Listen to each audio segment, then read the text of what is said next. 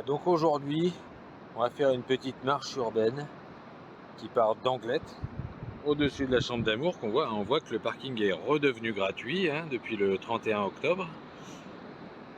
Donc depuis là, la tour Joyeuse, jusqu'au Rocher de la Vierge, ce qui fait à peu près 3 km à pied, donc 6 km aller-retour.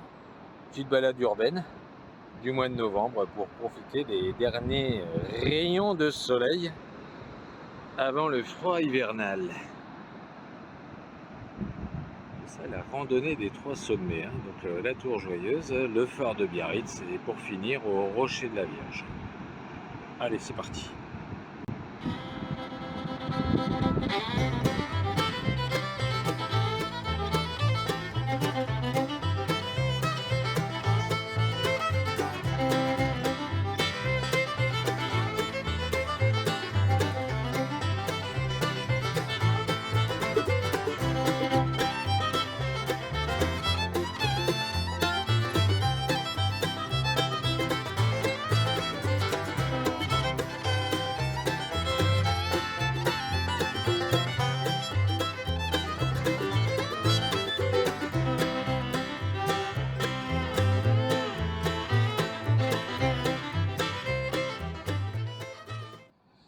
La pause au sport. Nous sommes arrivés au phare de Biarritz après 500 mètres de marche depuis la tour Joyeuse d'Anglet.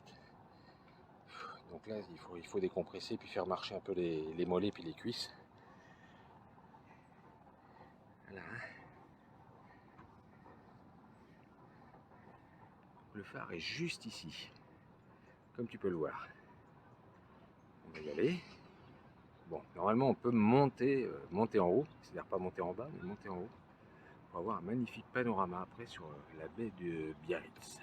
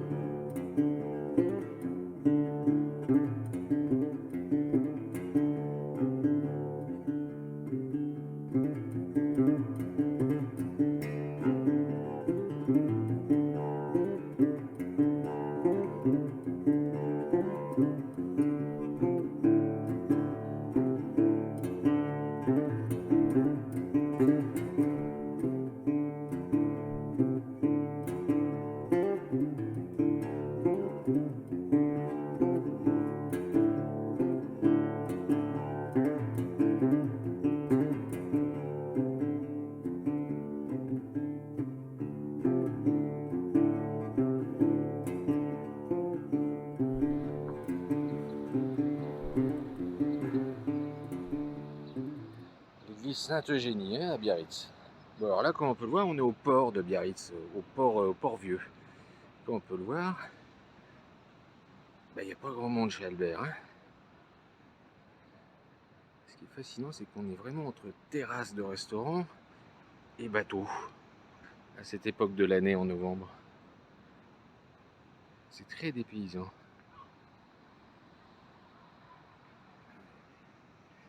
On voit les crampotes juste au-dessus. Ils sont désertés aussi, les crampotes. Et par contre, même si on est hors saison, il y a quelque chose qu'il ne faut pas faire ici, sur la terrasse du Corsaire. C'est ça. Hein. Il est interdit de plonger sur la terrasse, même si elle est vide. Voilà. Il y a des gamins là-bas, là, oui. Et les gamins, oui. Et le phare où on était tout à l'heure. Et la nuit qui arrive.